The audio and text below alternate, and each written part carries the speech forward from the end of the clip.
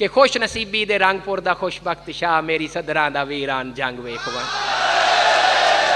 That is very close to my heart. मैं वो उस वक़्त कमले सियाने वक़्त जो गज़ल याद की पता नहीं किस शायर दी है कि खुश नसीबी दे रंगपुर दा खुशबख्त शाह मेरी सदरां दा वीरान जंग वेख वन।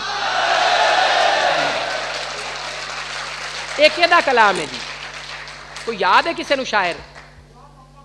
गुलाम मोहम्मद दर जी। ये गलतियां आनियां जी, मैं सुनी सुनाई याद की तो मैनू माफ़ी देवे।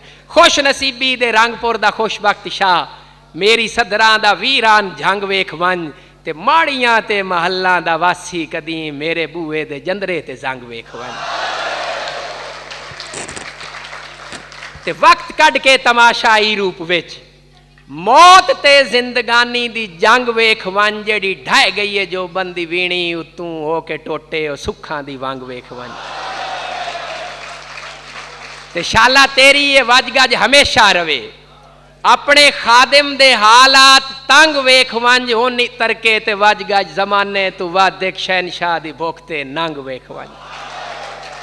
ते गुजरे वेले दे वादे दी शम्मा उते एक अकीदत दा जलदा पितंग वेख वन। शाला तेरी ये वजगज हमेशा रवे शाला गुरबत दे हमले तू महफूज रहे। सिरो फिबरत समझ के चा कर दो कदम मैथू डलदे पछावे दे रंग वेख।